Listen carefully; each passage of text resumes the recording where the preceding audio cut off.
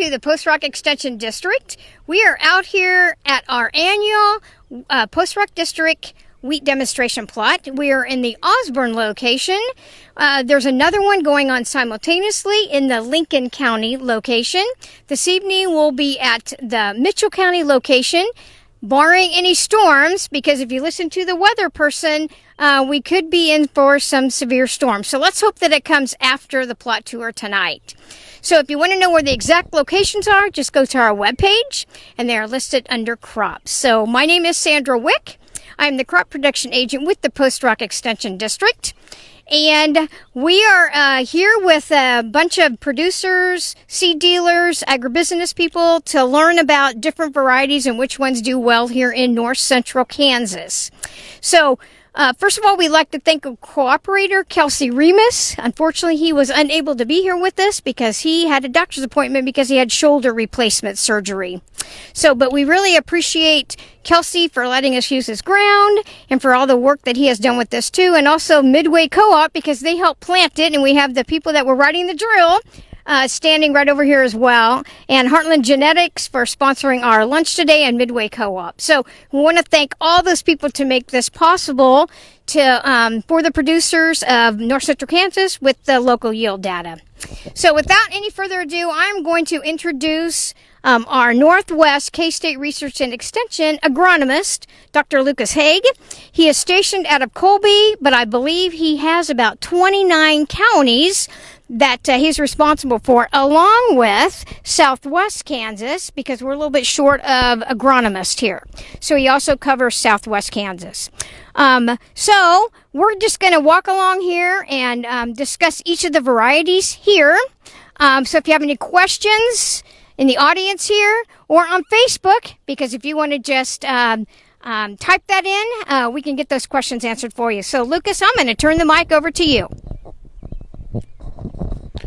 Okay, thanks, Sandra. And so, yeah, we've discussed a little bit on some general conditions of the season, and we'll get into the varieties here. And we've got two of our industry reps with us, and so I'll kind of lead in and then give those guys a chance to add some other comments that they might have as well. So the first variety we got certainly needs no introduction in this part of the world. How many of you guys are planting Monument currently? Yeah, not surprisingly that every hand goes up, has proven to be pretty widely adapted in the state. And I guess I'll be curious, Matt, what you think. I do think that north central Kansas here is somewhere where Monument's going to maintain a foothold much longer than other regions of the state. It's getting a little age on it, but in terms of something after soybeans, I think it's still a really excellent choice to go in that cropping system. We've seen the stripe rust resistance on it slip just a little bit, but still on a lot of acres is a pretty good variety with some drought tolerance for kind of that medium maturity and some decent height to it as well. But I think it is at home in this part of the world, especially after beans. I don't know, Matt, any other thoughts on it? No, it's one of our go-to varieties on late planted just because it's a tilling machine. It's our best mill and bake quality wheat once, so millers and bakers are specifically requesting that particular variety, which helps create pull through on that. Its weak link is Wheat Streak. Yeah, that's a good point. So we've got it as a 7 on Wheat Streak on a scale of 1 to 9, and a 5 on Stripe Rust, and that Stripe Rust score might slip just a little bit more this year. It's just not untypical for a variety of that age to we start seeing that resistance start to slip just a little bit. Sandra, I forget, did we visit about, has this been sprayed with fungicide here? No, it has not. Okay. So, all right, I think maybe Matt will look in there and see if we can find anything. So we'll move on to Diesel. This is a fairly new release from Lima Grain. Tends to be a little later maturity. Early testing has looked good, but frankly, we've got a lot of new stuff out here we've not had a lot of good looks at. So we don't have scores really on it yet in terms of stripe or leaf or mosaic. And Sandra, I'm sure you'll mention here later on, keep posted. We'll get the new variety disease ratings will come out typically in August while you're making your variety decisions. So we'll see how it does yield-wise. Preliminarily has looked pretty decent. We also, we won't spend a terrible lot of time on this 15688 line. This is an experimental out of the Manhattan breeding program. Late maturing, good straw, has shown some yield stability, but we're just kind of, I think, seeing how it fits into the overall package and where to position it. I don't know, anything else, Daryl, you want to add to that? Introduce Daryl. I forgot to mention to introduce Daryl. We will. We'll introduce when we get the next K-State one. Okay. 4401, this is a CSO from Westbred, so medium early maturing, tends to be average straw. I tend to think we're a little too far west for this. Even Westbred says it's probably better positioned for central and eastern Kansas. So I guess we'll see how it pans out. We don't have real good scores on it for disease yet. We're calling it intermediate on stripe and susceptible on leaf. And so I guess if it proves itself out this way, we'll see where it goes. But at this point, my feeling is it's probably going to be more centrally adapted. So we're moving kind of quickly here, but that's all right. That's all right.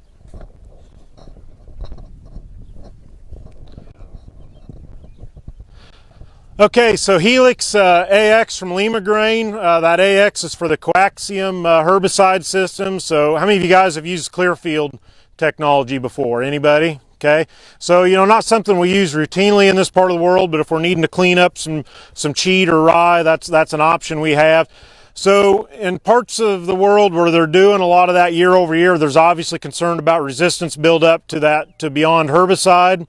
And so with the Quaxium system and the herbicide is Aggressor is the name of the herbicide that goes with that. It's an ACCase type chemistry. Gives us another mode of action in order that we can rotate with.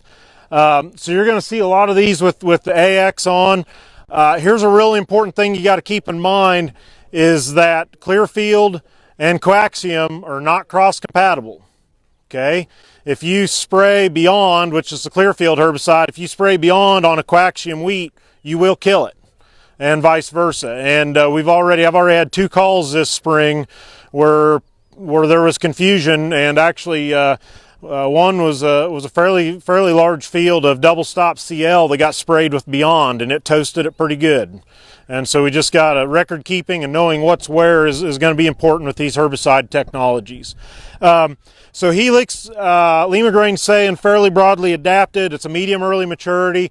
This Quaxium trait, this was developed by Colorado State in collaboration with Alba Chemical. And so that Quaxium trait largely lives in Colorado type germplasm. And so as they try getting this mixed in, into adapted stuff to bring it further east, I think that's going to be a bit of a trick, is figuring out what varieties fit where. So I guess wait and see. We'll have a lot of those Quaxium lines to look at. You're holding something. You find something you want to talk about?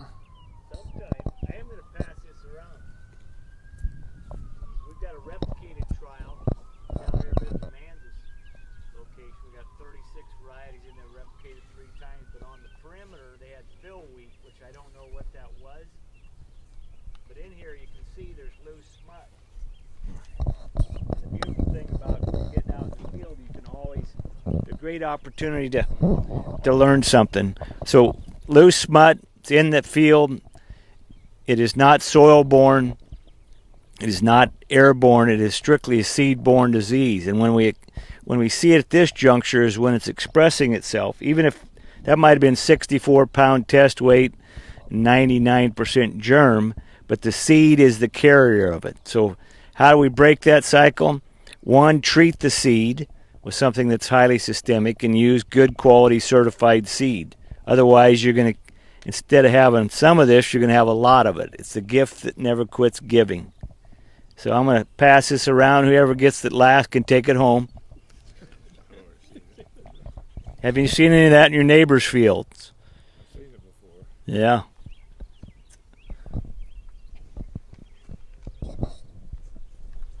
Yeah, thanks for pointing that out, Matt. And that is, I think about different times worked with growers on that issue. It tends to sneak up on people, right? It can hang out at fairly low incidence. And then we had a deal over in Gove County here a couple years ago.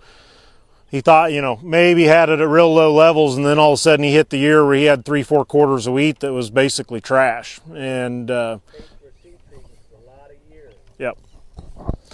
Yep. So, and especially, you know, if you're bringing, I know a lot of guys do like to save their seed year to year, but think about, you know, if you're bringing new certified seed home, that's a good time to treat. Don't bring anything onto your place. I mean, especially if you plan on running that seed for a couple years. So, yeah, good things to think about.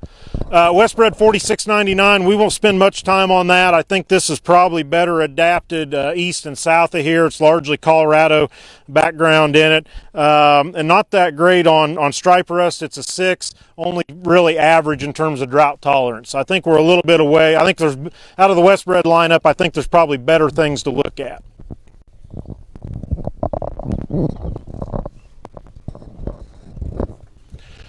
Okay, LCS Chrome, it's been out for a number of years. They started putting it in the replicated variety trials as an experimental, and so we had some chances to see it. It had a really impressive yield record when it first came out. And there's some people that have really taken it south, farther south than I guess I think it tends to belong. I don't think we're too far south for it here. You know, here north, these first couple tiers of counties off the state line, I think it can be a good fit for. Pretty late maturing. As you can see, it's got some height to it. Tends to have pretty good straw quality, straw strength.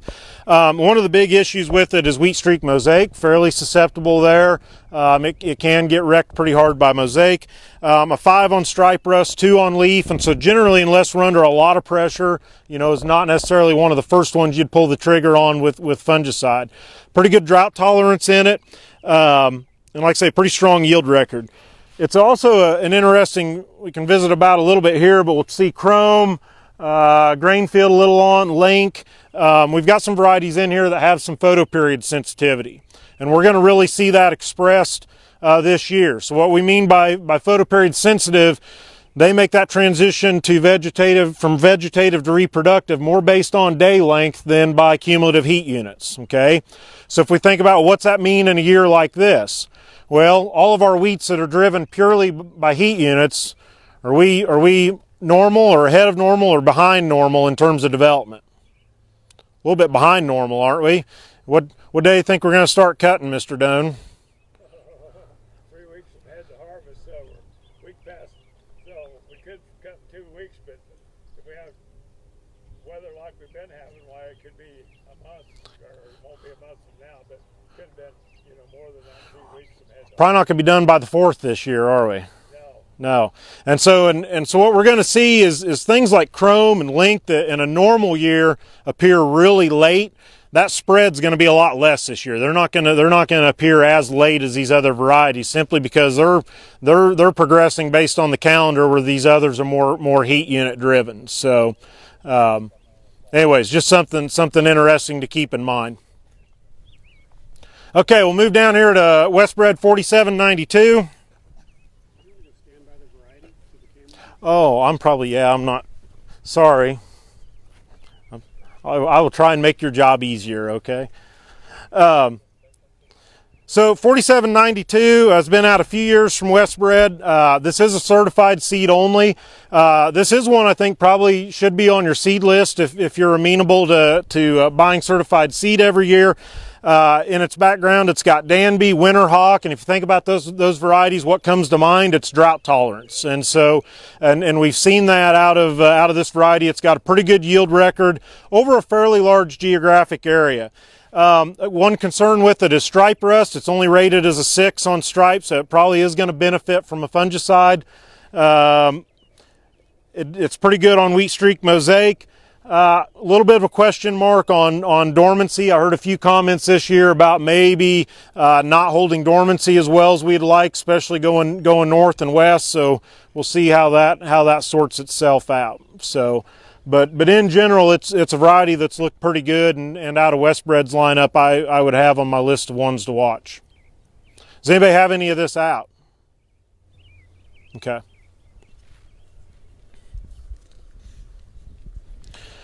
Okay, SY Rugged, so largely an Oklahoma background to it, medium early. If you've been around me very long, you know that I like taller wheats, and so Rugged gives me just a little bit of heartburn going west, just a little bit on the short side for my likes. I don't know how you think about positioning, Matt. I feel like we're maybe a little far north for it here. I wouldn't spend any time. Okay. Really, 7 south, clear into Oklahoma. Fair enough.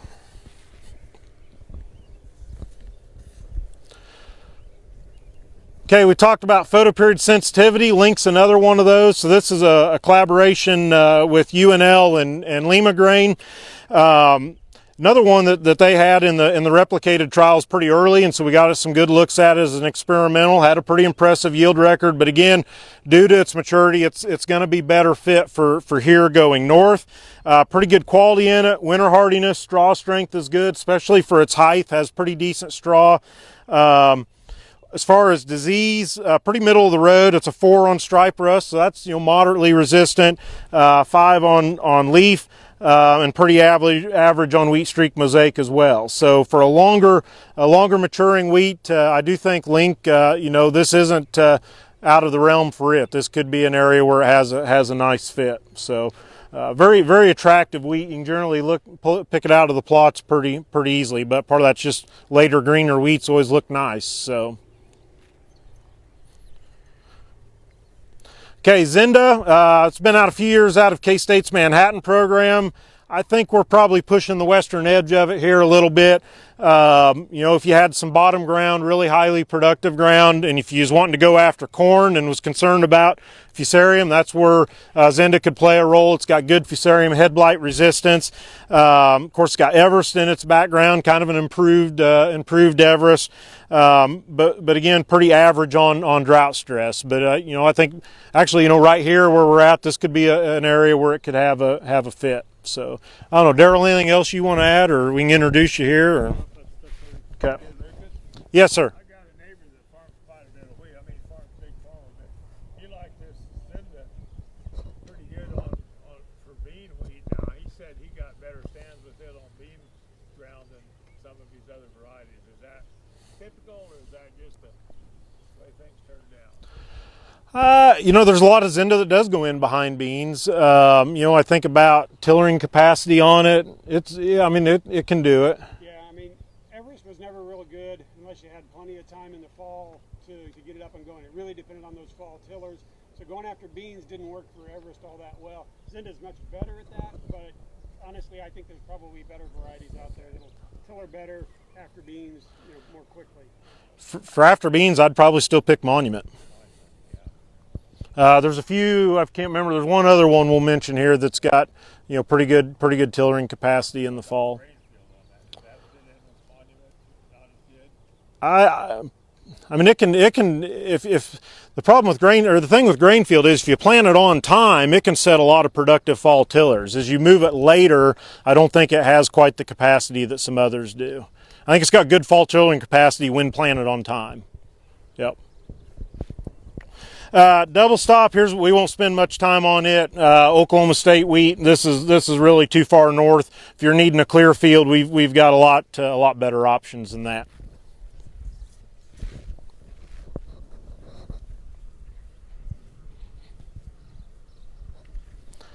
Okay, so 4269, and again, keep in mind in West Bred system, that second digit is representative of their maturity, so this is going to be a really early maturing wheat compared to 4792, which would be towards the later end of that spectrum. Won't spend much time on this. I think we're probably dragging it a little far north and west out of its home.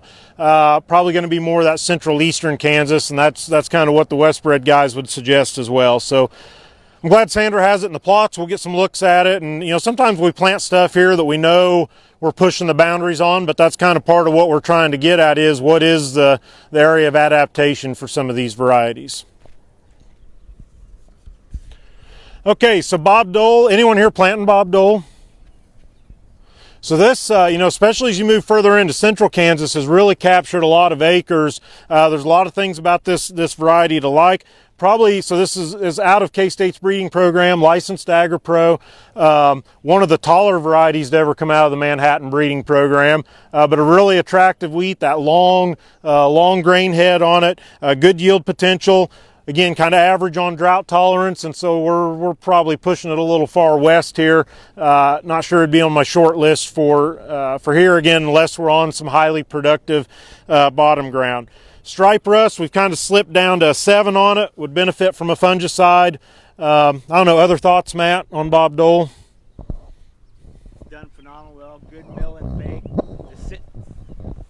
It's done really well in the central corridor, and mill and bake on it's very good. And here south, clear into Oklahoma, it's just been a great performing variety that honors Bob Dole. Its weak link is probably its plant height and real high yield potential, but it's done exceptionally well in this central corridor, and I don't see it going away for a while. Yeah, it's been a really solid variety for you guys. LCS Valiant, new release, basically out of the UNL breeding program, licensed through Lima Grain. And it's kind of interesting. You see the extremes of programs here. Probably the tallest wheat to come out of the K-State Manhattan program. This is probably one of the earliest wheats to come out of the UNL breeding program in terms of maturity. Good winter hardiness with it, and drought tolerance. Preliminary yields on it have looked good. So curious to see how it does this year in a number of locations. So kind of that T158 type maturity. So if you're looking for something to kind of spread your maturity risk a little bit, we've got a lot of fuller season ones. Maybe balance something that's gonna fit well into that spot. Okay, SY Wolverine, and Matt, this is kind of interesting to me. It's got one of the strangest pedigrees when you look at what all goes into it. So Wolf, which, how many of you planted Wolf at one time here, right? Okay, really popular wheat, really from here, points north, probably still one of your guys' top wheats in Nebraska and into the Dakotas, right? And so it's got Wolf, Everest, which you're familiar with, out of central Kansas, and then Platte. And that might not sound familiar. That was a white wheat that had a good amount of success in the Nebraska Panhandle, northeast Colorado. And so really kind of an interesting pairing of genetics there to get a medium maturity with pretty good straw. 6 on stripe, so it's going to benefit from a fungicide, kind of middle of the road on Wheat Street. What'd I forget about it? Well, if you would take a look at this handout I put out, and I would encourage you to think about what type of rotation you're in or cropping system, and then it helps you define what variety gets on the right acres. So if you're planting wheat following soybeans, our top variety picks in there are Monument or Wolverine because they tiller well in late planting. This is our racehorse variety from a yield potential standpoint. Its weak link is stripe rust. The good thing is we got a tool in the toolbox. It is a step improvement over Monument on Wheat Streak. So again, another tool in the toolbox there from a genetic standpoint. But great variety. It's done well. It's being planted from Kansas clear up through South Dakota. Good winter hardiness. It'll never win a plot for beauty, but it will yield. It'll stand. Okay, so next we've got Dallas, one of our new releases out of the Hayes program, medium maturity, medium height, and really a strong yield record on it. And it's got some unique features from a Wheat Streak standpoint, and I'll introduce Daryl Strouts with Wheat Alliance, and he can fill us in a little on Dallas as well. All right, thank you, Lucas. Yeah, so Dallas is one of those varieties that kind of fills a hole that we've had for a long time, and that is on Wheat Streak mosaic resistance. So it has a gene called WSM2, and we've had that gene in a white wheat variety called Joe for a long time, but we finally got it in a good solid red wheat variety, and so Dallas has that. It also has something a little extra in it. I can't tell you what it is. It's not a secret. It's just that nobody really knows what it is, and it gives it a little higher temperature resistance to that too. So as the temperature goes up or stays up in the fall, that gene and the resistance to Wheat Streak mosaic kind of turns off. And same thing happens on the spring when it begins warming up. That gene can get turned off when we get temperatures up in the 70s and higher. But below that, temperature, the gene stays active. Well, with this variety, we get that a few more degrees temperature, which you wouldn't think was important, but it really can buy you a few more days in the fall if you need to plant a little earlier, or a few more days in the spring in order to help avoid that wheat streak mosaic virus. So it's been a really solid performer for us, a good yielder, and I think something that'll really fit this area well, especially if you're concerned about your neighbors controlling their volunteer wheat and wheat streak coming in. So. All right, thanks, Daryl. Next, we got Rockstar, marketed by Polanski, and again, this is one of these we really don't have much data on it. It's not been in the trials before, or in the replicated test, which that's really what we rely on to get a feel for yield potential, and where our pathologists take a lot of their disease rating notes. And so what we do know about it is it's got Fuller, Cutter, and Greer in its background. Well, that tends to be pretty southerly adapted type stuff. And so until we see otherwise, my gut feeling is we're a little bit far north for it. Out of Polanski's lineup, I'd have much more comfort with Paradise than I would Rockstar at this point in time. Tends to be about 2 to 3 inches shorter than Monument is in Romulo's notes. I'll jump in here and talk about this. Oh, okay. Yep. Real quick.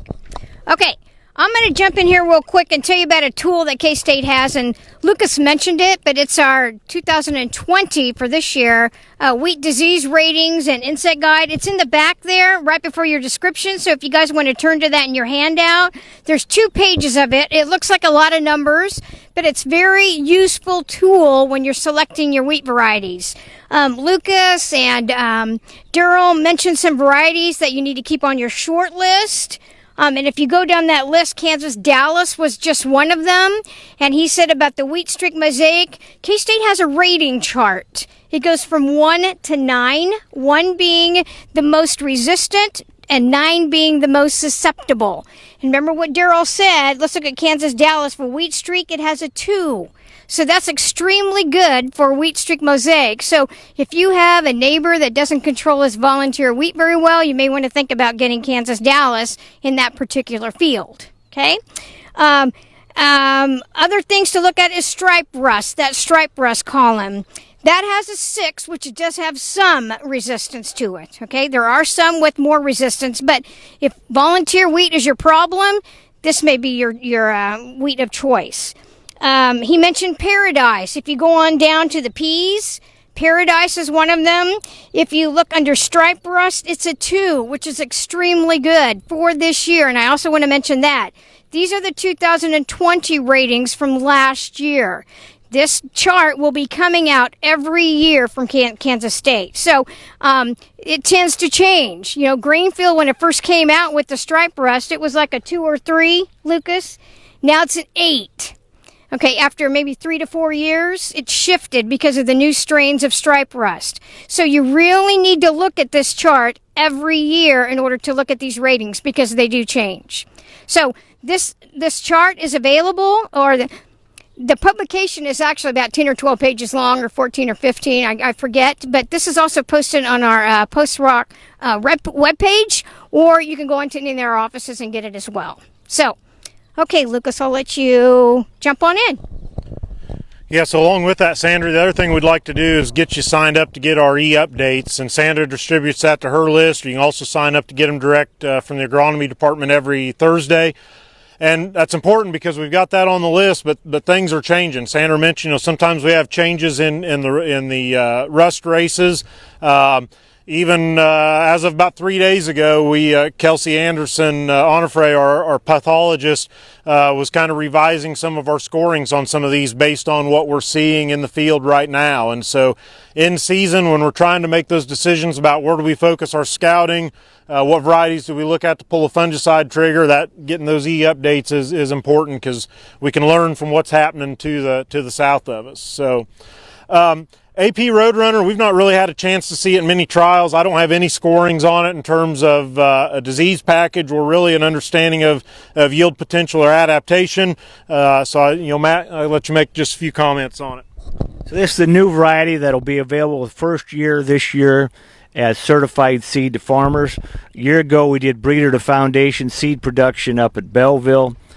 It's really targeted from I-80 south in Nebraska, and then in northeast Colorado, and then south here, clear down into the Texas Panhandle. Its real strength is in tough, harsh environments, improved tolerance compared to wolf or monument on wheat streak, and a good tolerance on the stripe rust and leaf rust. Harsh environments is where this thing has really thrived last year. I will say last year on seed production at Belleville, this was the #1 yielding variety. Its weak link is scab. Alrighty. Okay, so another one, the two varieties in the trial that really need no introduction. We talked monument at the beginning. This would be the other one, Grainfield. How many of you have Grainfield out or have had it? Okay, assuming most everybody. Every company wants to have a variety that everyone wants to say broadly adapted. I would say Grainfield's one of the few that's truly earned that reputation in terms of we see its success across a wide range of geographies and cropping systems. And so you're all familiar with it. Tends to be that behaves more as a medium late here in central Kansas. As you move further west, tends to be more of a medium. We talked about that photoperiod. It's always interesting to me from Colby to 70 miles to the west of us out at Burlington, Colorado, Grainfield will look like two completely different varieties in the plot in terms of how it compares to the other varieties that are there. Just the difference that 1,000 foot of elevation makes in terms of how it finishes out. Sandra mentioned this is a classic one. Maybe it's just the way it's landed in my time here at K-State, but in terms of a variety that started out as really resistant to stripe rust. We ran that way with it for several years, and then we had a number of stripe rust years in a row, and we watched that resistance degrade from being resistant to the next year you was looking at it kind of going, maybe I should have sprayed that. And then by about year 3, year 4, if you weren't spraying it, you were getting your lunch ate. And so just kind of, but when you put a variety out on that many acres, you're going to select for strains of rust that are going to get around that resistance. And so, it's getting some age on it. We don't see it in that top group of varieties anymore. I think we'll see those acres start to slide as guys find replacements. I'm not in the camp of dump it now, but I think we need to start keeping our eyes open for what new variety has the potential to unseed it, perhaps. So, okay, so julep from Lima Grain. We don't have mint here. We had mint up in the Smith County trial. Some of you may remember mint, variety from Colorado State, marketed by Lima Grain. And so they're marketing people. They're pretty witty, right? Mint julep. And so mint is a parent to julep, and sometimes the Lima Grain guys like to describe it as mint with better straw. And so and certainly mint didn't have excellent straw strength, so that would be a good improvement. Medium maturity. We don't know. Mint had a little bit of photoperiod. I don't know. That's something we'll learn about julep this year, is whether it does. High tillering, we'd expect it to be pretty good on drought stress just based on pedigree. Don't really have much in the way in terms of scores yet on disease package. We're learning a lot of that this year. Specifically, I want to see how it does on wheat streak mosaic. That's going to probably play a heavy role into how well it does from here west, where mint had a really good track record over the years. So anyways, potentially one to keep your eyes on. I don't remember if I mentioned it is certified seed only, so on the julep, no saving a seed. Okay, Larry's been out for a few years out of the K-State Manhattan program. Carl 92, I know, is a really strong wheat for many years in this part of the world, and so it's got Carl and Overly in its background. Gives it some good mill and bake quality in terms of the grain. And we've always had Larry in the demos out here kind of trying to answer that question. For something out of the Manhattan program, it certainly has above average drought tolerance. The question has been, how far west can we push it? And I don't know, I guess, Daryl, my thought is we're not probably I think it can work here, right? One thing on Larry is it is susceptible to leaf rust, and I think that kind of unfairly hurt it. Its first year out of the gate was the first year in a while we had much leaf rust pressure. So it does have that vulnerability that we can manage with a fungicide. Pretty middle of the road on both wheat streak and stripe rust, but fair degree of yield stability, just kind of a solid wheat that maybe could work into your package somewhere. Anything else, Daryl, I'm forgetting?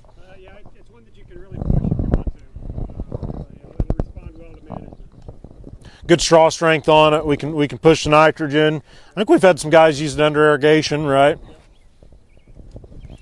Okay, here's another one we don't know a lot about, and the sign is wrong here. This should be LCS Atomic AX, so it's from Lima grain. I don't know, Matt, would you guys claim this one or not? Put you on the spot. I just use AP18AX. So, yeah, so we don't know much about this. Early maturing, not showing it quite so much here. It's a little shorter up in Smith County, but they do call it a medium short. I don't know. We're still trying to figure out where all these coaxiums fit. There's a boatload of them on the market. I think it's going to take some time to figure out where they all go. You know, the one thing is they all have some Colorado background in them just because of how they're moving that trait around. And so then it's really going to come down to what are they crossing that with, and so which of those become a better fit for north central versus south central versus west. And so I think this getting a good year of data this year will hopefully help us sort some of that out. Okay, HG Force, and I have absolutely nothing on this variety, so we would be happy to have you tell us a little bit about it. I can tell you a little bit. This is the one we licensed. We're going to give it a go. We've been looking at it for, this will be 3 years. We did plant production of it last fall, so we'll hopefully have some for sale this fall. It's a medium maturing wheat. We really like the adaptability on it because it seemed to fit this north central Kansas corridor. And 90% of our sales are up here in north central Kansas, so we think it's a nice fit. It's got good leaf rust resistance. It's pretty good on soil-borne mosaic, and it's even moderate on stripe rust. I think its weakness is acid soil, the low pH there. So we think it's a good fit. This is, I think, the third year looking at it, and I do see a little stripe rust in it, but so far I think it's kind of holding up. So that's one of ours. We're going to give it a go. Thank you. Yeah, so Sandra, and it's in all of your demos, and then are you guys in the performance test with it? No. Okay, so we'll get the demo data together and see what we can learn this year.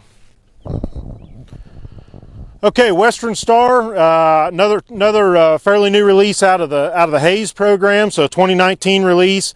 It's got bird in its background. So a little bit earlier we talked about that wheat curl mite resistance. It picks that up from going back to TAM 112 through bird. So it does give us some level of protection against all of the curl mite borne viruses. And that also confers some excellent drought tolerance to it as well. And so really going to have a nice fit from here west. Good yield potential, good straw.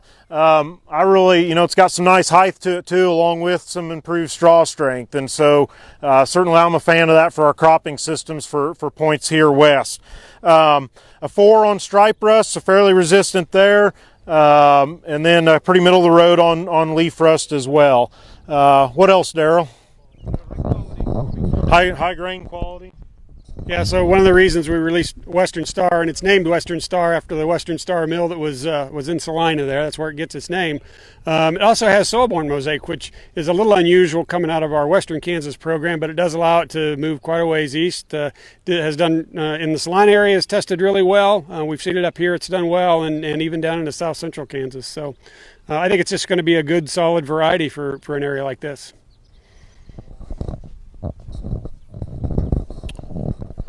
Okay, and a little bit earlier we talked about the other Polanski marketed variety. So here's Paradise. We've got an opportunity to get some more looks at this in the replicated performance trials as well as the demo strips.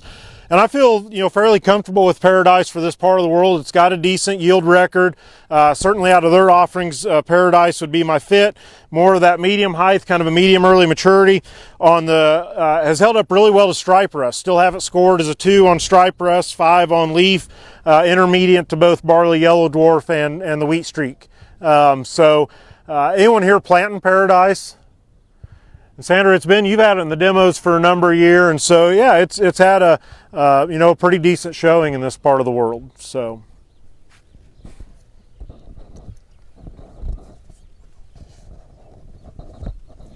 Okay, 4595. This is a certified seed-only variety from Westbred. This is one I probably would, out of their lineup, one I'd be keeping an eye on. This, again, with the 45s, we're moving a little bit earlier maturity, or kind of a middle maturity for them. Good straw, good winter hardiness, some drought tolerance. Middle of the road on stripe rust, does pretty good on leaf rust. Some of the, let's see, I think last year was the first year it was in the replicated performance test. Yield record at Belleville and at the Mitchell County plot was pretty good on it, and it didn't look bad at Hayes either. So I think, pretty new, still figuring out what the area of adaptation is for it. But one I'd probably, I'm curious to see how the yields come in this year. It could be a nice fit. Okay, so KS Hatchet. Daryl, you're more familiar with this one than I am. If you want to visit with it just a little bit, this is one we talked about having some high tillering ability. Right, yeah, so new variety out of the K-State Manhattan program. Really good tillering. One of the things we like it is, especially if you have to go in a little late, maybe after soybeans or something like that, when it's still a little dry too, really can come on strong and that good fall tillering ability. It's got a pretty good leaf health package on it. We've seen some good yields out of it. It's going to be one of the earliest varieties that you see out here too. One of my concerns I have for it is it seems to be kind of sensitive to wheat streak mosaic, or it could be triticum mosaic. I guess I don't really know for sure what we're seeing this year, but that's one that's kind of surprised us on that. So. Okay, and we're basically down the end because we already talked Monument. We got Everrock, a new release from AgriPro, and frankly we don't have much data on it. I haven't seen it in the trials, so I don't have any disease scores to share either. But Matt, it does have wolf in its background, if I'm not mistaken. It's wolf Everest post rock. So that's its background. Its home is really from Kansas border to the north and goes south clear into Oklahoma, this central corridor. It has done extremely well. This is the 8th year we've had it in our trials. It'll be available as certified seed this fall out there for growers. Out of all our varieties for barley yellow dwarf, it has the best tolerance. So if you're planting early, this is a variety, in addition to a seed-applied insecticide, would be a great fit out there. Okay, so that's it for the straight varieties. And Sandra, you guys got some blends as well, right?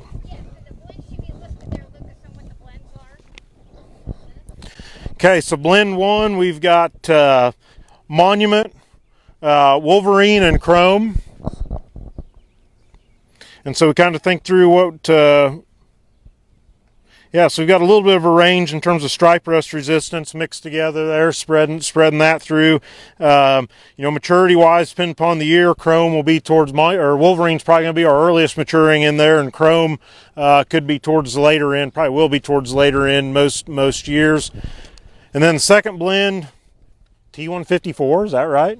Yeah, and that came from Solomon Rapids blend, actually. Okay. Russ, you're the one that gave that to me, right? That second blend, which has T154 in it. Oh yeah, it's got chrome in it and Wolf and Monument. Okay.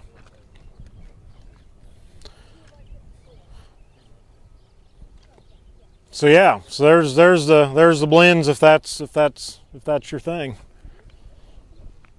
So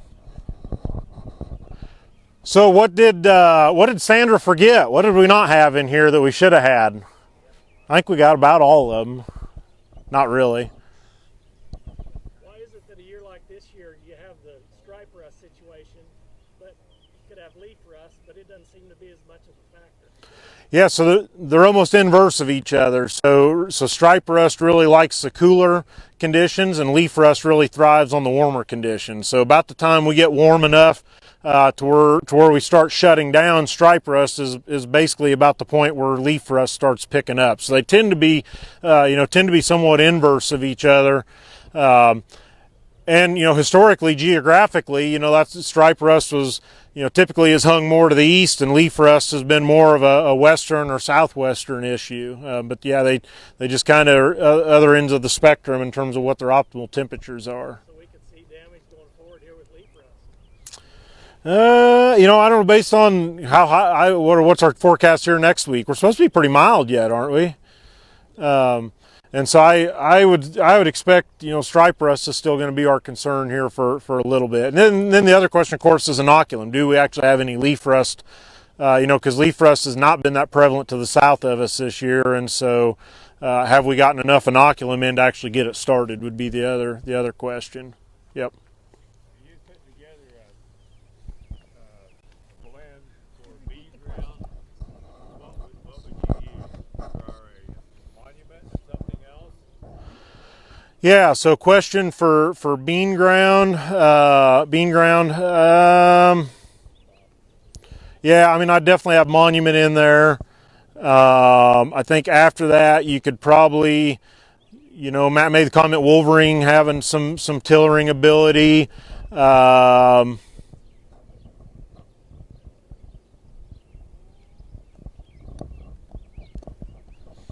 you're putting me on the spot.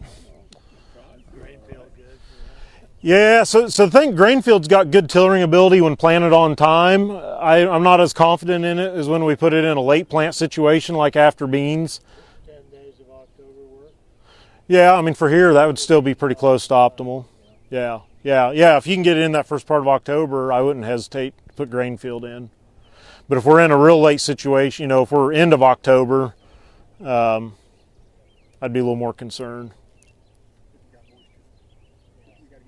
Yeah, we still got to get it up. Oh. Okay, again, thanks for joining us here. We'll let you go, and we'll see you at the Mitchell County plot. Not live, but we'll do some taping for you. So thanks for joining us. Talk to you later.